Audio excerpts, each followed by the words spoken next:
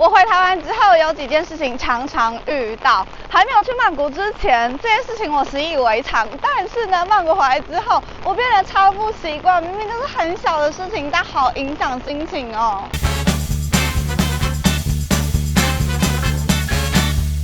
啊哈！看看是谁忘记讲开场了呢？在流动里找安定。大家好，我是石小草，欢迎来到我的生活实验。首先，第一个不习惯就是天气了。曼谷的天气真的超好，可能刚好我去的月份不是他们的雨季，所以我每天出门完全不用看气象。不管我今天是要出门溜达、去景点逛逛、出门吃饭，或者是呢想要到户外拍影片，完全不用看气象，直接出门就对了。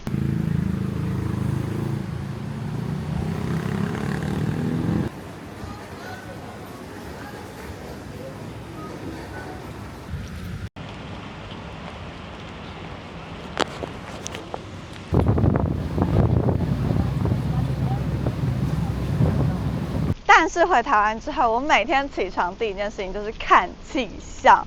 可能刚好最近台湾春天吧，这个阴晴不定前一天热，后一天冷，前一天大太阳，然后像今天直接下雨。不然我今天本来是很想要带本丸一起来到这座公园，我在拍影片，他也可以出门散步，就最后只有我一个人开车出门，因为下雨了。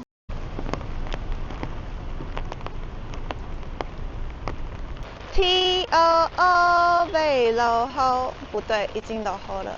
各位看看这个雨，出门前已经很大了，出门之后更大雨。你们看看我的脚跟我裤子下方全都湿了。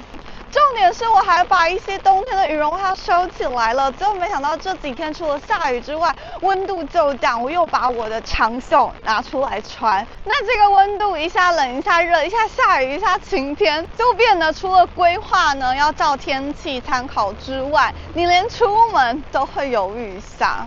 所以天气来说真的超级不习惯。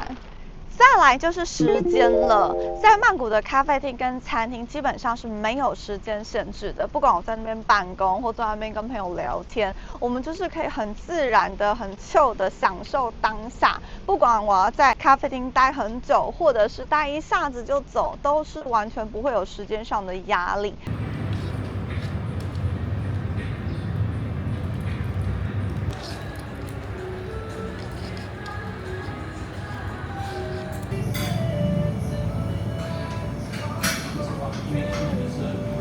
回来台湾之后呢，你会发现所有的餐厅或是咖啡厅基本上都有时间限制，限时90分钟，限时2个小时。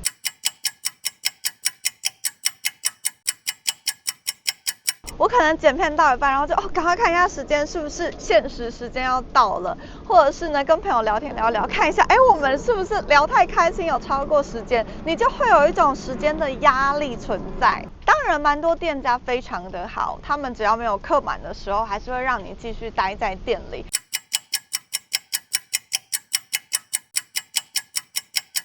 可是时间限制这件事情，就会无形当中给我这种比较遵守的人有点压力，就觉得时间是快到了，我要注意一下。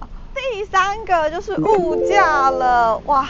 真的在这方面非常的有感，在曼谷吃东西真的很直觉，只要不要是在观光区域或是很贵的餐厅，你只要在小吃店，基本上呢，我就是想要吃什么，很直觉的就点下去了。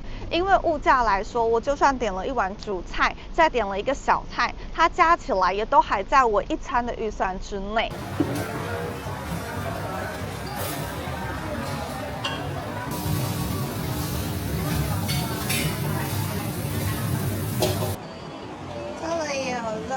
切好了水果，可是回来台湾之后，你就会发现哇，这个价格上往上加之后，你的选择就会改变哦。点了一碗面可能90块了，那我要再加一个小菜嘛，小菜烫青菜可能50块加下去就140了，或者是你点了一份120块的鸡腿便当之后有点想喝饮料啊，再买一杯饮料嘛。手摇饮料的话呢，如果要奶类的，再加一点珍珠，再加一点料，可能就80-90块了。哇，加上去这一餐我就吃了200块了。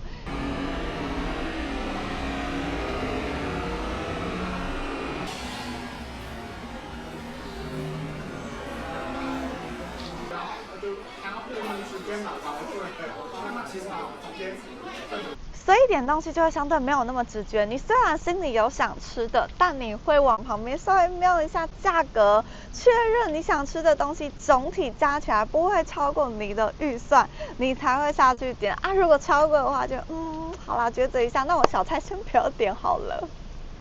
但是后来我发现这些都不是问题呀，事实上就是我变了才对。从曼谷回来之后呢，我习惯了曼谷的生活，在切换成台湾的模式之后呢，我变得不习惯了，因为节奏不同了。以前觉得理所当然的事情，出门就是要看天气呀，坐在咖啡厅、餐厅就是有限时啊。物价的部分，点菜之前本来就要先看菜单啊，这些习以为常的事情，现在会开始注意，会开始感觉，并且开始选择。而如果我想要继续过这种双栖生活，我就得接受每一个城市都有不同的生活节奏，都有跟原本不同的习惯。但有一件事情我很确定，我完全没有不习惯的事，就是他们。就是他们，小宝宝。在曼谷的时候，我其实非常想他们。那回来之后呢，感觉更加的直接，那种想念变成更具体的陪伴。不管是台湾还是曼谷，我都非常喜欢。而两种不同的生活，也是我需要去习惯的。一种非常的自由，而另外一种有牵绊。而我现在比较贪心一点，两种生活都很想要。这是池小草的流动生活实验，我们下一支影片见咯。